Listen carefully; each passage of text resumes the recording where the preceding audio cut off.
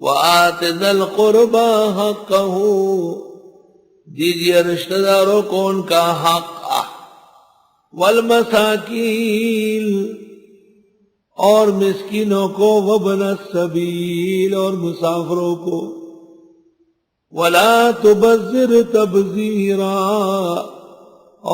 اور خرچ نہ کرے ضرورت سے زیادہ، ان المبذرین کانوا اخوان الشیاطین، بے شک حد سے بڑھنے والے شیطان کے بھائی ہیں، وَكَانَ الشَّيْطَانُ لِرَبِّهِ كَفُورًا، اور ہے شیطان رب کا نافرمان، ناشکرا۔ وَإِمَّا تُعْرِضَنَّ عَنْهُمُ ابْتِغَاءَ رَحْمَةٍ مِّن رَّبِّكَ، اور اگر موڑ دے آپ ان سے منہ ڈھونڈتے ہوئے رب کی رحمت، چھوڑے انہیں، ترجوہا جس کی آپ کو امید ہے، فَقُلْ لَهُمْ قَوْلًا مَّيْسُورًا، پس بات کہیں ان سے بات نرم، فرمایا کہ زیادہ نہ خرچ کرے تو بخل بھی نہ کرے، وَلَا تَجْعَلْ يَدَكَ مَغْلُولًا، نہ بنائے اپنا ہاتھ بندھا ہوا، إِلَىٰ عُنُقِكَ، گردن تک، جیسے گردن کے ساتھ ہاتھ بندھا ہے، وَلَا تَبْسُطْهَا كُلَّ الْبَسْطِ، اور نہ کھولیے بالکل کھول کر، فَتَقْعُدَ مَلُومًا مَحْسُورًا، بس بیٹھ جائیں گے ملامت کیا ہوا اور افسوس و حسرت سے۔ إِنَّ رَبَّكَ يَبْسُطُ الرِّزْقَ لِمَن يَشَاءُ وَيَقْدِرُ، بے شک تیرا رب کھولتا ہے روزی جن کے لیے چاہے تنگ بھی کرتے، انہ کان بعبادہ خبیرا بصیرا، بے شک وہ اپنے بندوں کے حال سے خبردار ہے اور خوب دیکھنے والا ہے۔ اللہ، یا رب تیرا شکر، اللہ اللہ تیرا شکر۔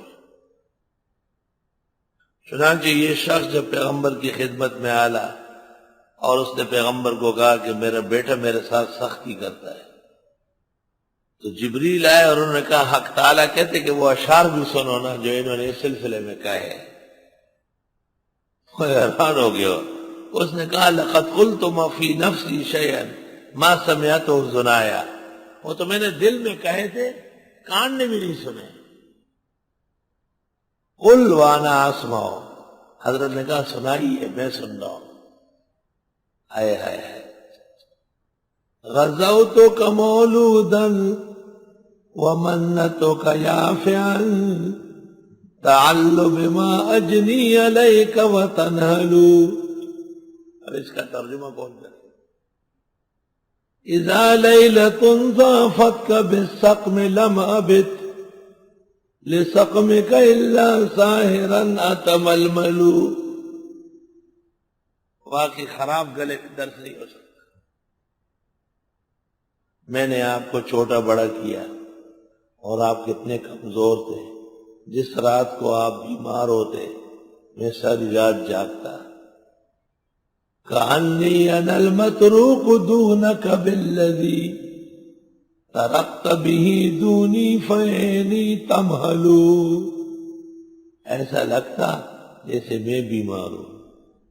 تخاف الردى نفسی علیک وانہا لتعلم ان الموت وقت مؤجل، تیری بیماری میں بہت ڈرتا کہ تو مر نہ جائے، حالانکہ مجھے پتا ہے کہ موت کا دن معین ہے۔ فلما بلغت السن والغایة التي الیہا مدى ما كنت فیہا اؤمل، جب آپ اس عمر کو پہنچے جو میری آرزو تھی، جعلت جزائی غلظة وفظاظة، تم نے میرا بدلہ سختی اور ترشی سے دینے لگا. کأنک انت المنعم المتفضل، گویا کہ آپ ہی کے احسانات مجھ پر ہے. فلیتک اذ لم ترى حق ابوتی فعلت كما الجار المجرور يفعل. کاش اگر آپ میرے باپوں نے کہا حق ادا نہیں کرتے تو ایک پڑوسی جو پڑوسی کا خیال رکھتا ہے اتنا کر دے. تراہ معدا للخلاف كأنه يرد على اہل الصواب موکل.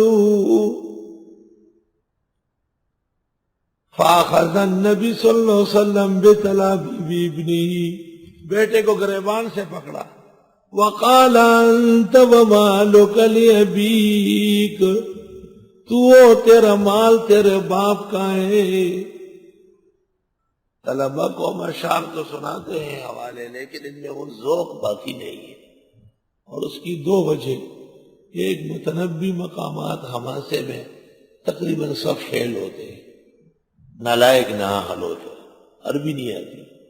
دوسرا عربی لکھنا نہیں جانتے، بس غریب دیکھتے رہ گئے. عربی لکھنا اردو سے زیادہ ضروری ہے. سارا علم ہمارا عربی میں ہے، پوری زندگی آپ علم سے محروم رہیں گے. استاد سے فیض نہیں اٹھا سکتے کیونکہ وہ تو عربی پڑھ پڑھ کے سنائے گا آپ کو. نہ تو یاداشت ہے کیونکہ حماسہ و متنبی سے ہی نہیں پڑھی. آپ متنبی اور حماسہ مجھ سے پڑھیں تو دنیا کا کوئی شعر آپ سے چھوٹ جائے.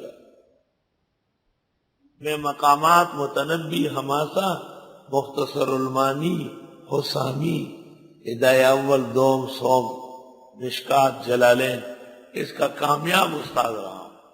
18 سال پڑھا ہے. جب مولانا صباح صاحب نے مجھ سے ہدایہ ثالث پڑھی اور وہ اگلے سال پڑھانے لگا تو میں نے چھوڑ دیا.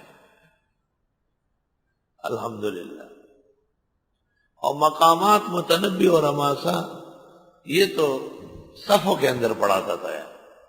اس کے طلباء کو عام اجازت تھی کہ وہ ہر وقت پڑھ رہے ہیں. اتنے زبردست ذوق تھا. اور تم ہو توبہ.